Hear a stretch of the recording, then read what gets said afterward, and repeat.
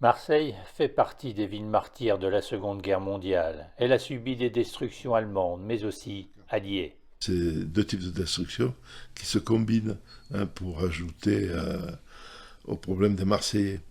La destruction des quartiers du Vieux-Port, c'est le cœur de la ville quand même, et qui marque profondément les Marseillais. On trouve ça dans les rapports de police, dans les rapports d'opinion.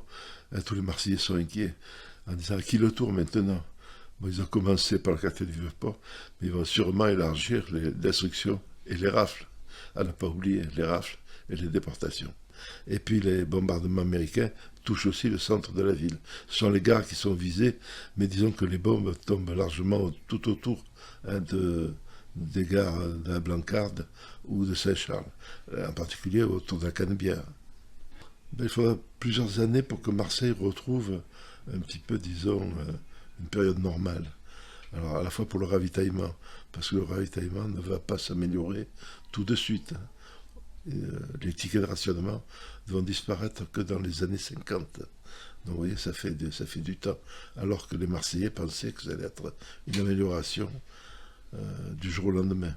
Alors sur le plan économique, le port va être rapidement remis en état, principalement à cause de l'action américaine, qui emploie les grands moyens, les bulldozers, on fait sauter les épaves, on lève les mines, etc. Donc des actions à l'américaine, très très dynamiques et massives, qui d'ailleurs horrifient un peu les responsables marseillais, puisque agissaient beaucoup plus de nuances.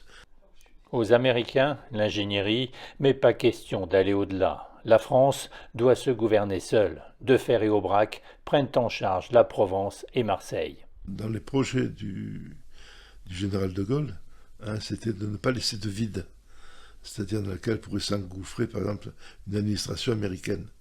La consigne qu'il donne à Raymond Aubrac, qui est le premier commissaire régional de la République de la région, c'est d'aider les Américains pour tout ce qui est militaire, mais de ne pas les laisser intervenir dans ce qui concerne la société civile.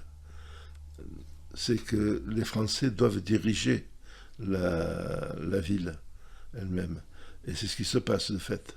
Les responsables sont arrivés avec les troupes de libération, comme Raymond Aubrac, que j'ai évoqué. Il va désigner des préfets qui sont des résistants.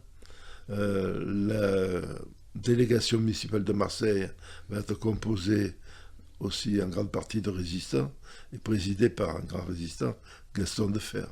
Donc les résistants occupent une place de choix dans l'après-guerre.